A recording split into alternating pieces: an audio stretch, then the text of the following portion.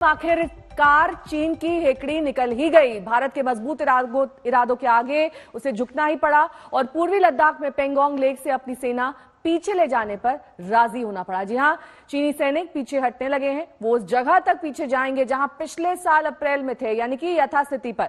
रक्षा मंत्री गर्व महसूस हो रहा है कि भारतीय सेनाओं ने इन सभी चुनौतियों का डटकर सामना किया है सभापति महोदय, तथा अपने शौर्य और बहादुरी का परिचय पेंगोंग त्सो के साउथ एवं नॉर्थ बैंक पर दिया है। इस समझौते पर कार्रवाई कल से नॉर्थ एंड साउथ बैंक पर प्रारंभ हो गई है। यह उम्मीद है इसके द्वारा पिछले साल के गतिरोध से पहले जैसी स्थिति बहाल हो जाएगी। चीनी सेना के पीछे हटने का खुलासा कल ही चीनी सरकार के मुखपत्र ग्लोबल टाइम्स ने कर दिया था। आज संसद में बयान से रक्षा मंत्री ने इस पर मुहर लगा दी। रक्षा मंत्री ने इस समझौते की विस्तार से जानकारी दी। समझौते के मुताबिक पेंगोंग झील के उत्तरी और दक्षिणी तट पर दोनों देश फॉरवर्ड सैनिकों को पीछे हटाएंगे। चीन जहां अपनी सेना को उत्तरी तट पर फिंगर 8 के पूर्व की तरफ रखेगा, वहीं भारतीय सेना फिंगर 3 के पास स्थित अपने स्थायी बेस मेजर धान सिंह थापा पोस्ट पर रहेगी। सैनिकों की वापसी की प्रक्रिया के बाद बाकी मुद्दों के हल पर बातचीत जारी है। समझौते के 48 घंटे के भीतर दोनों देश के सीनियर कमांडर स्तर की बातचीत होगी। चीन अपनी सेना की टुकड़ियों को नॉर्थ बैंक में फिंगर 8 के पूरब की दिशा की तरफ रखेगा और इसी तरह भारत भी अपनी सेना की टुकड़ियों को फिंगर 3 के पास अपने permanent base Dhan Singh Thapa post पर रखेगा।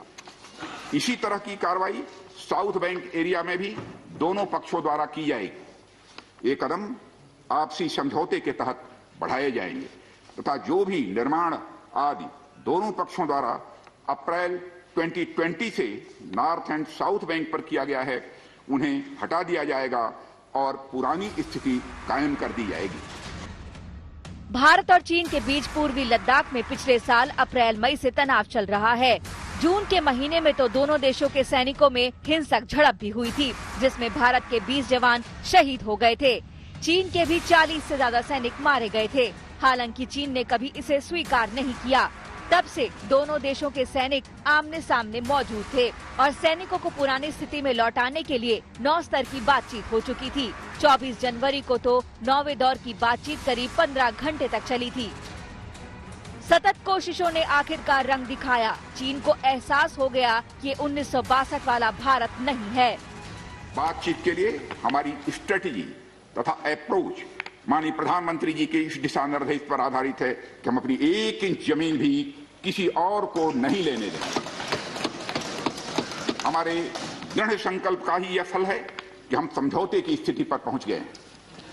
इन दिशा निर्देशों के दृष्टिगत सितंबर 2020 से लगातार मिलिट्री एंड डिप्लोमेटिक लेवल पर दोनों पक्षों में कई बार बातचीत हुई है कि इस डिसएंगेजमेंट का म्यूचुअली एक्सेप्टेबल तरीका निकाला जाए। मैं इस सदन को आश्वस्त करना चाहता हूं कि इस बातचीत में हमने कुछ भी खोया नहीं है। सभापति महोदय, सदन को यह भी जानकारी देना चाहता हूं अभी भी यलेची पर डिप्लॉयमेंट तथा पेट्रोलिंग के बारे में कुछ आउटस्टैंडिंग इश्यूज बचे हुए हैं। इन पर हमारा ध्यान आगे की बातचीत में रहेगा। ये भारत के संकल्प की जीत है। लद्दाख की दुर्गम पहाड़ियों में मौजूद ये हिंदुस्तानी सैनिकों की जीत है। चीन सैनिकों ने पीछे हटना शुरू कर दिया, लेकिन ये भी जरूरी है कि ड्रैगन की चाल पर नजर रखी जाए, क्योंकि पीठ पर वार करने में वो कुख्यात है। दिल्ली से हिमांशु मिश्रा के साथ आज तक ब्यूरो।